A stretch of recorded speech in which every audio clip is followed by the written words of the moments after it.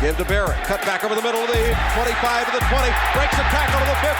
Stops, starts 10-5. Touchdown Lions. Holy mackerel. Throws, end zone. It is caught. What a play back there in the back of the end zone by T.J. Hawkinson. You're listening to the One Pridecast.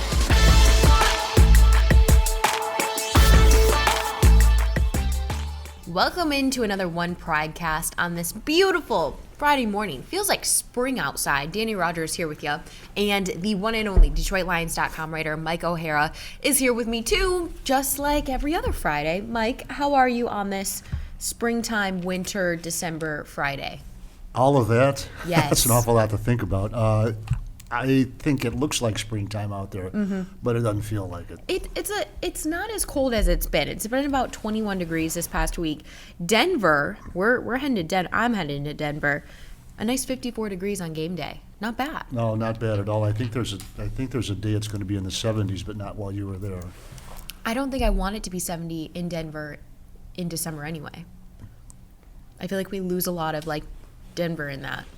You know? Well, yeah. Maybe there's an old Bob Seger song, Get Out of Denver, okay? Let's play it and listen to it and see if there's something there in the lyrics that means something about what we're talking about. Listen, which would be rare. If it's by Bob Seger, then I've heard it. Okay. I was raised off Bob Seger, not going to lie. I feel like that's a Detroit, Michigan thing. It is. It definitely is. Okay. Yeah. Anyway, hello football. Did you catch the Thursday night football game by chance? Yeah, I sure did, and, yeah. Pittsburgh, Minnesota. Yikes. For 30 minutes, all they did, and I guess deservedly so, just got trashed by the announcers by, just embarrassment, a lack of You're talking about focus. Pittsburgh? Yeah, Okay. talking about Pittsburgh, just awful. They're 29-0, and they came out, and it was like flipping a switch. How do you do that? What is Mike Tomlin saying to these guys in the locker room? Who knows? Well, look, the guy's a great coach. Yes. Remember, like, we saw the interviews or the statements he made before the game and all that. He's really a fascinating man. Yep. I love hearing him speak. I really do. It's different. I agree. It's a reason why they've been a storied franchise for, well, at least a decade since he's been there. But yeah, they're a little off right now. Yeah, they've missed the playoff. This might be the third time in 4 years, something like that. Disaster, right? For Pittsburgh, yes. That's just an Disaster. absolute disaster for them. I guess they got to give them time to polish their Super Bowl trophies when they're not in the playoffs. I know. That's what they're probably doing on off days. Every Sunday and during the playoffs, they polish one of their trophies. Wow. Yeah, the Lombardi trophies. That sounds nice. But, I mean, okay, so Lions, get their first win over Minnesota in Week 13. Vikings go in and crush Pittsburgh. What does this all mean, Mike O'Hara? Well, week to week, probably nothing, but we try to make something of it. And I think you were on the sideline after the game doing an interview, so you're right there in the cauldron, so to speak. It was a cauldron, yeah. Yeah, maybe you can explain to the people out there what it was like, because we see it on TV and it's a little different. But when you're surrounded by it and in it, it's probably completely different. In it would be a great way to phrase that. I'm on the sideline. I finally get to do my post-game interview. Woo! Yeah, sure. And so usually I'll text one of our amazing PR guys, hey, like, what about this player? What about this player? I was not going to jinx it, so I did not send a text. I'm like, whoever they give me after the game, I will be prepared for. Yeah. I did not think that they would give me Amon-Ra St. Brown, the rookie who just scored that game-winning touchdown, but I am blessed, and I am so thankful they did. So I finally see Eamon, our awesome PR guy, and he's like, Amon-Ra St. Brown, right there, like, pointing to me that Amon-Ra has to come to me. Okay. Like, number 14. Amon-Ra doesn't know this, though, because he's being tackled by all of his teammates, and they're screaming at him, they're hugging him. He has the biggest smile on his face, and people are one by one coming up and shaking his hand. And then it was just interesting because I remember very vividly, as soon as the clock hit 0, nose tackle Aleem McNeil just kind of struts by me. He's not running, he's not screaming, but he has this great big smirk on his face. And it was like, okay, there's a couple of different ways these players are going to celebrate this win. And I've seen the screaming one, the hugging one, and then you have the very calm smirk, Aleem McNeil, and both warmed my heart completely. Yeah, and I've heard some people say this, and it really kind of ticks me off a little bit, that you'd have thought they won the Super Bowl. No, I've seen Super Bowl celebrations. That was not a Super Bowl celebration. That was a Detroit Lions, we got this off our back celebration. There was no shredded confetti. There was no stage built for them. It was There's no trophy. There was 53 guys and the coaching staff and some other people. that had and, been and the fans cheering. Yes. So no. If you want to diminish it, do it to somebody else. Okay, I've had enough. Yeah, Michael Harris had enough. I mean, I do think fullback Jason Kabinda did say it felt like winning the Super Bowl. On a show, I have to look it up. I did see the tweet. Well, I don't see anybody wearing rings today, I but I understand what he said. I get it. It's the first win of the season. You've been beat by 3 walk-off field goals. Let the men celebrate. Danny, 66 yards. It's never been done in the history of football. Just think about it. Yes. 66 yards. We're getting fired up. Yeah. If it would have been 66 yards in 1 inch, he wouldn't have made it. Think about that. Or hit more off of the goalpost. Or at home in Baltimore, kicking against the wind. Don't get me going. Like, what are we doing? Please do not get Michael Harris going. If these grown men want to celebrate on the field and hug each other and scream because they've been working so incredibly hard and their spirits have never been down, let them celebrate. Let them however they want to. What if they say not to? Tell them Danny sent me. Okay? Yeah. Oh my God, Michael Harris is going to go in and he's going to kick some butt. I'm going to tell you what. Create a fun, unique, and unforgettable outing for a group of 10 or more at the next Lions home game. Visit DetroitLions.com/groups to purchase or contact us directly at 313-262-2222 to save on ticket prices, get priority locations, and receive a group giveaway item.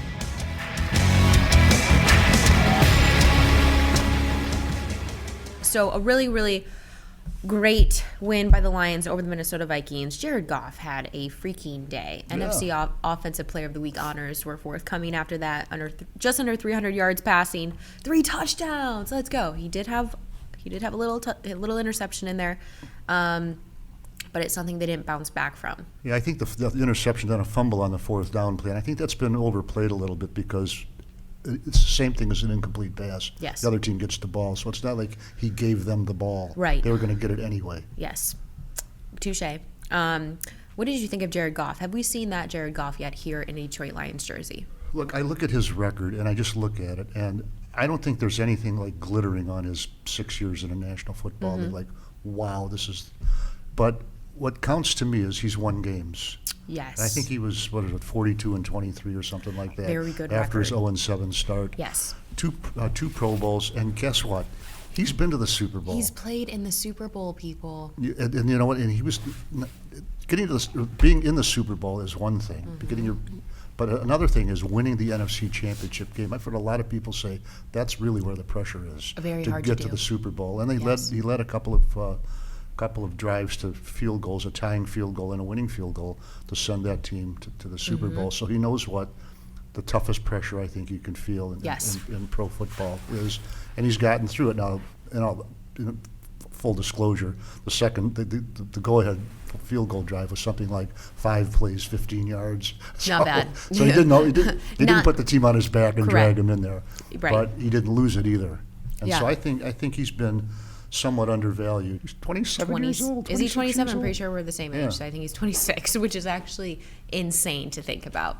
I'm older than 26. Yeah. I don't know who's all accomplished more in all of those years, but Not me. probably not me as well. Definitely not me. I've not been to a Super Bowl. So a really great performance from Jared Goff. You have TJ Hawkinson stepping up, catching a big touchdown pass in the back of the end zone by a sliver. Yeah, and what about, Danny, what about the first play of the second quarter where 2 guys are going to absolutely try to rip his head off, and he gets it for a 27-yard gain? And I'm doing a little item on that on my Final Thoughts column on Sunday. And how do you keep your eye on the ball? And he answered that. It's interesting. And TJ just kind of, I kind of asked to catch it 2 or 3 or 4 different ways, and he just kept smiling more. But he said, put on your big boy pants, catch the ball. Do your job, essentially, is what he said. You know what I say? And I agree with him. TJ, you do it. I'll watch.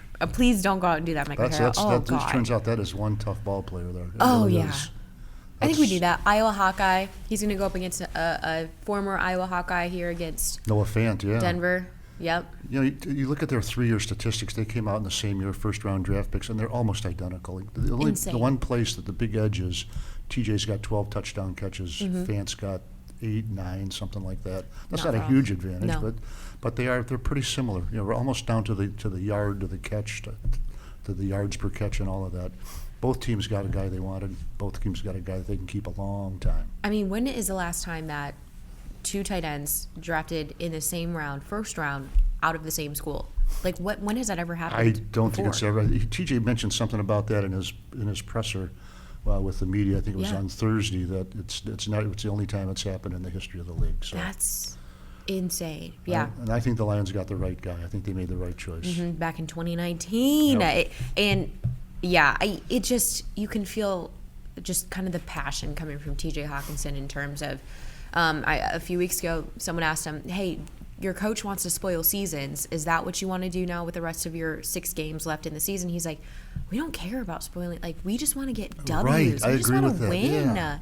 So I feel like there's a good chip on his shoulder. Yeah, the spoiler role, that's okay. No, I want to win games. I don't care about the spoiler. What did he say something about, I don't care about somebody else spoiling somebody else's life or something like that. I just want to win games. Yeah, however, the Lions do have a chance to spoil at Denver. Chances of making the playoffs. Well, that comes with it. I feel like that would feel good when hindsight, after the dub is secured, and they think about it. Hey, that felt pretty good. Yeah, they had a tough go there. I think it was 3 years ago when they played there, 2 years ago. And Drew Lock was a second-round draft pick, one of his first starts. And the Lions really had a good solid lead in the game, got away from them in the third and fourth quarters. Yeah. You just kind of see it sinking,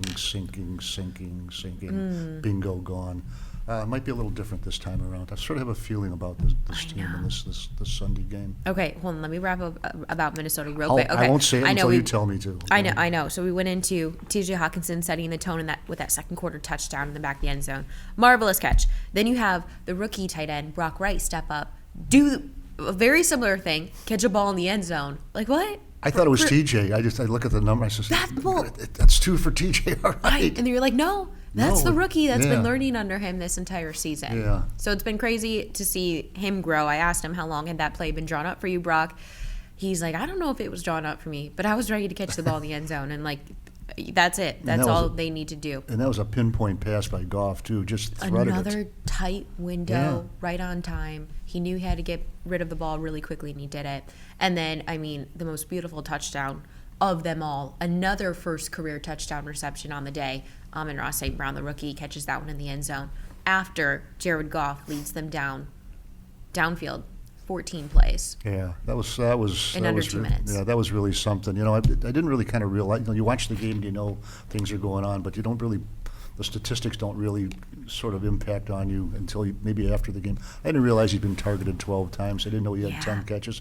All I know that he was busy. And the other thing I didn't realize was of the 72 offensive snaps, he played 69 of them.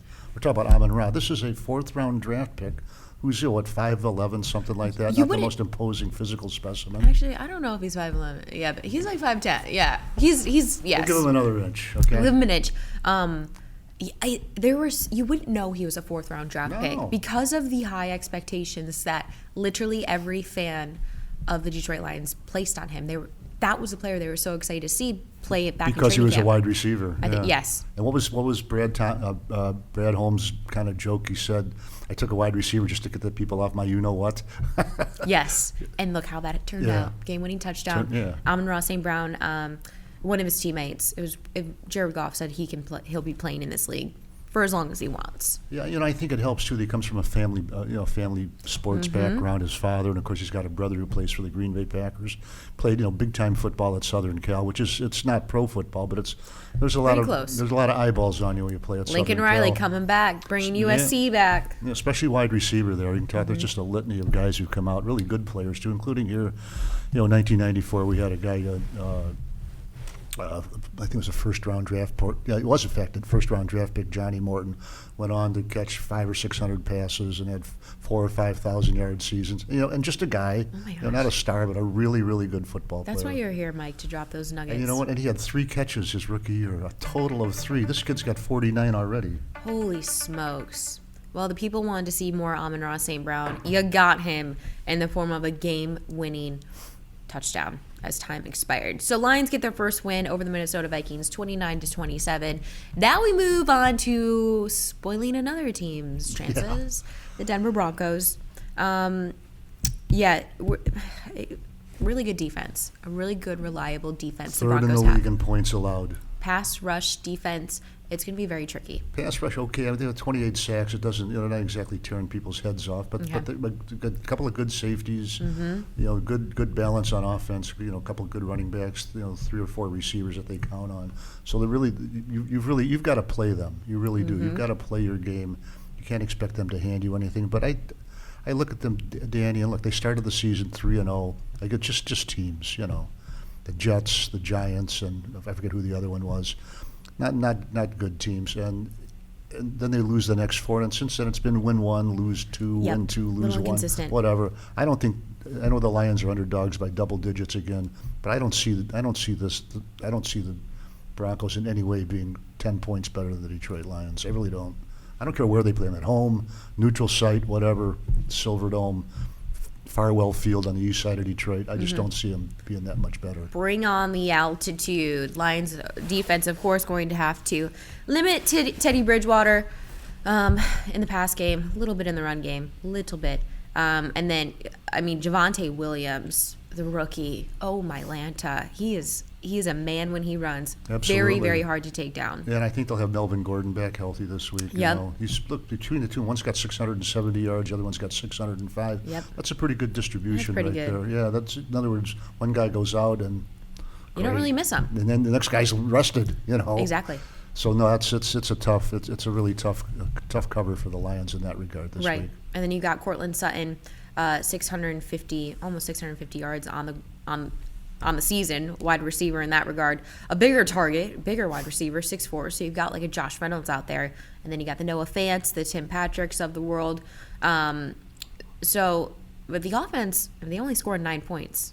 Against Kansas City. Yeah, against Kansas City, and they've only scored 237 for the season, and they're 24th in the league in points scored. And look, they had a big game last week against Kansas City. It's a chance to really do something. They will go in that they're 6-5. If they win, they're tied for first place. A winnable game. Yeah, Kansas City isn't the Super Bowl champs this year. Kansas City's just, they're okay. Yeah. They're better than okay. And Kansas City wins to get to 8-4, and you know what? They went from first place to a tie for last, and now they're just they're like everybody else, and they're trying to hang on and maybe make it as a wild card. Ooh, gosh. And then, when we talk about this defense, we're going to talk more about rookies. An impressive draft class from the Denver Broncos. You have Pat Surtain, so the rookie out of where else? Alabama, cornerback. He is coming up pretty big. He's not playing like a rookie. He's got 31 tackles on the season. A lot of passes defended this year. 2 interceptions. Well, no, 3 in the last 2 weeks. Yeah. He is cooking there downfield. Yeah. I think playing at Alabama is like it's like AAA baseball. It's really not amateur football at all. It really isn't.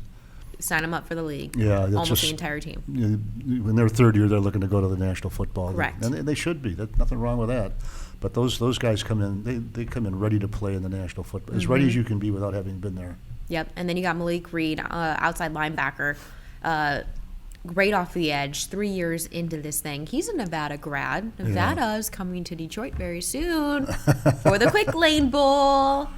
Oh, that's right. Yeah. Yes. No, I'm not making this up, Mike. They're really coming. I want to see if you're reading from notes or if you just memorized that. Nope, I memorized that. However, Malik Reed leads these Denver Broncos in sacks. He's pretty dang disruptive. A couple of forced fumbles on the season. So they're going to have their hands full. Yeah, but their number 2 sack guy is the guy that they traded. Their all-time. Are we talking about Von Miller? Von Miller, yeah. He's been gone for 4 weeks, 5 weeks. He's still number 2 with I think it's 4 sacks now. So of course, Bradley Chubb missed a big chunk of the season too. He's back now. Really good ball player. He really is.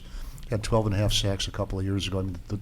When he's healthy, he's a good player. But 2 of his 4 seasons in the National Football League have been shortened by injuries. I mean, dramatically shortened too. Ugh, you hate hearing that. No, he's only played 3 games this year, but he's back now. And if they're going to make a run, this is the time to have him. Chubb, bring him in. Okay, we have to talk about this. Could be a potential flu game for the Lions. I don't know if you looked at the practice report. Yeah, I've seen that. Yeah. I'm scrolling on it right now, and I have to keep scrolling to get to the bottom of it. Yeah, there's a few players on here. 20-some players are on the practice report yesterday. There are 22 players 22 on the Detroit players. Lions practice. And the roster is 53, okay? So that's I think it's roughly about 40%. It's right? about 43%. 43.3 if we're going to be really, So there's a few did not practice, not injury related, coach decision designations. Those are new. What do you think those are coming from? I think it's more flu than anything else. Hey, don't come into practice today. We don't want you anywhere near. Well, I think that when we saw the portion of practice yesterday, they're kind of doing it in shifts. Mm-hmm. The part we saw, offense or whatever it was, at one end of the field, defense at the other, or something like that. Right.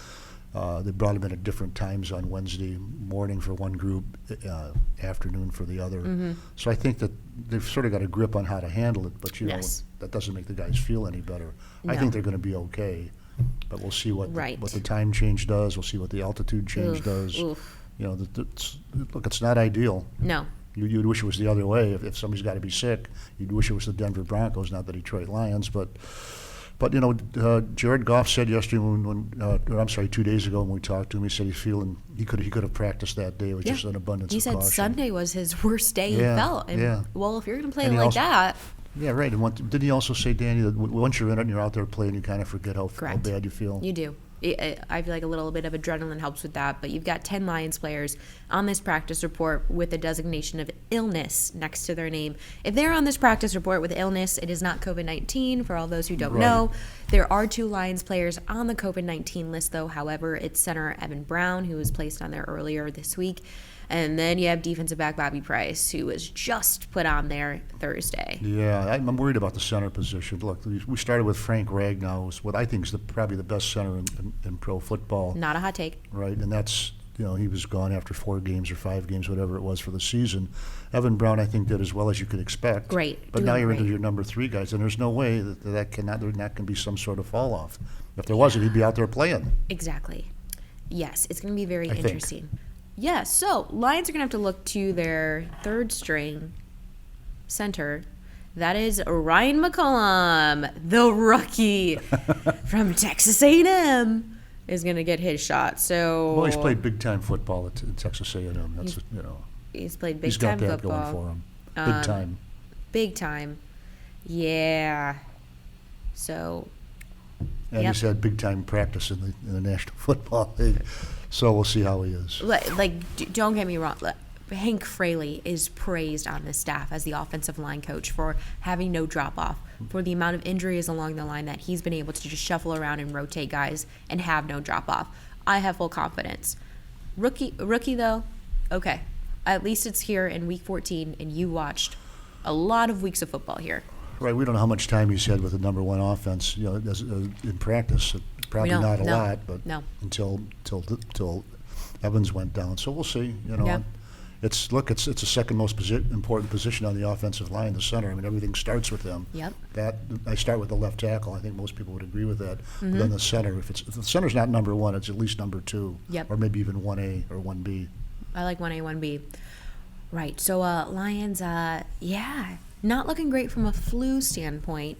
I did see our great facility guys with the little backpacks spraying disinfectant everywhere on all of the seats. So they're doing their best to mitigate the spread. We'll see how that works. But 21 guys did not practice Thursday. Well, very important for people to, to tune in to DetroitLions.com around 4 o'clock and get the practice report today. Correct. Very important out there. So it's going to be interesting Sunday. We're going to see if this is a flu game for the Lions. I really hope not. I hope everyone's fine, so we're not all on the same plane together. Everyone just drink your OJ, take your vitamin C gummies, drink your emergency.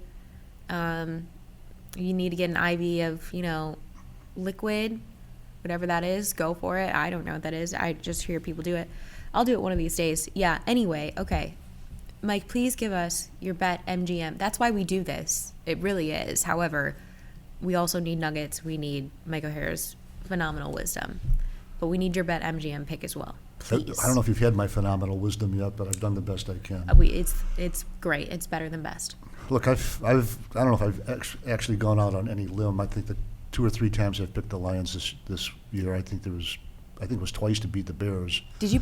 You didn't pick them against Vikings, right? I did not pick. I picked it. I had a 2-point game. I think it was. You did. No, you know what? I think you had Vikings too. I had the Vikings to win by 2 or 3. Okay, you know what to do. I don't even have to say it, right? Yeah. Okay. Okay, go.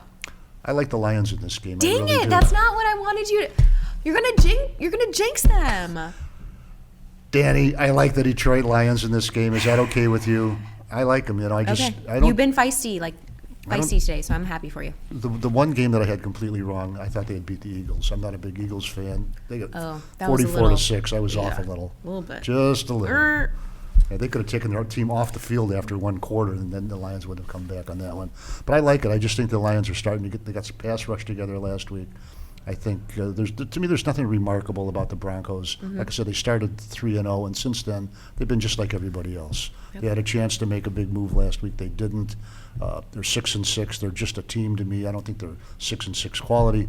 I like the Detroit Lions in this game, 27-16. 27-16. Okay. And you know what they get to do for the first time this year? The Celebrate. kneel down, the victory formation. Okay, so it's not going to go down to a game winner. Not going to go down to a game winner. Please, for the love of God, don't do that to us. Yeah. 27. 16. I like 16. Yeah. Detroit Sweet defense 16. loves the number 16.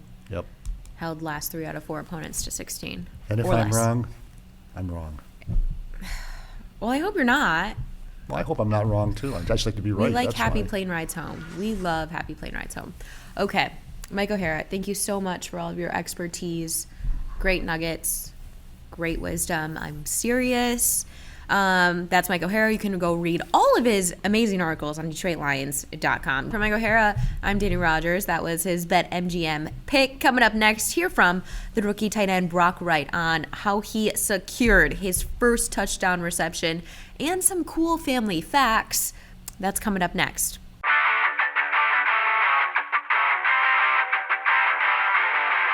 Rory's Cub Club registration is back open for the 2021 season. Get your children in the official Detroit Lions fan club for kids up to age 14. Each Cub Club registration comes with a membership kit filled with one-of-a-kind Detroit Lions items, plus exclusive events and ticket discounts. Visit DetroitLions.com/Cub Club to sign up now. All right, Brock, 2 receptions in that win over the Vikings. One of them is a 23-yard dagger from your quarterback, Jared Goff, to you in the end zone. I got to know, how long was that play drawn up for you? I don't know if it was specifically drawn up for me. We had a lot of great options on that play. Luckily the ball came my way and made a big play, and it was exciting. And looking forward to make some more plays down the road. It was noted on the radio broadcast that almost everyone on that sideline came over and they congratulated you. What does that say about you on this roster with these Lions? It was just a special feeling. Love the team, love my teammates, and man, it was awesome to get that win, and looking forward to getting another one this weekend. Mm-hmm. Did you make a first call to anyone after that touchdown, that game? No, my parents were actually there in the stands, so I was really excited to celebrate with them after the game. Mm-hmm. You're usually seen as a blocker on this Lions team, so to come up with those big receptions and one of them being your first career touchdown, how can you continue to expand your role here in the league? I would just try and get better every day, whether it's in the blocking game, passing game, whatever. Our motto is compete, produce, and improve, and so that's all we try and do here. I'm glad your family was there at the game because it is a very athletic family, the background. Older brother Brady played football. Older sister Emily played college volleyball. The grandfathers played. Your dad was a Texas Tech offensive lineman. How much did that influence you where you're at now in your career, having such an athletic family? Yeah, it was huge. I mean, I always wanted to be like my older brother and my dad growing up, grandpas and everything. And then also just growing up in Texas. I mean, football is king. So lucky to be in that culture and to have so many athletes around me. And so I was very blessed to have that. I also got tipped off that the family now kind of has a little animal farm in Texas, a little bit of exotic ones. I see like some deer on here, donkeys. What the heck is a nilgai and a gemsbok? Nilgai and gemsbok. Okay. Yeah. So a few years ago, my parents purchased an exotic animal ranch down in Texas, and so during the off season, that's where we spend a lot of our time. It's just fun to go out there and kind of get away from things, and we have some pretty cool animals out there. So a farmer, if you weren't an NFL player, maybe. A little ranching, yeah, maybe exotic animal ranching could be a backup career. Very cool. Okay, big first win for these Lions this season. How much pressure is lifted off the shoulders now going forward with the last few games of the season left? Oh, it's just the same thing we've been doing all season, just trying to get better every day and keep fighting. We've been fighting all season long, and we're going to continue to do so. Denver is on the clock. What is the biggest thing you're taking from that big win into Denver? Just keep the momentum rolling, keep getting better. We need to have a great week of practice and then go out and execute on Sunday. Show your Lions pride by going authentic with gear from shop.detroitlions.com. For a great selection of t-shirts, hats, jerseys, and novelties with convenient flat rate shipping right to your doorstep, visit shop.detroitlions.com, your 24/7 home for Lions gear.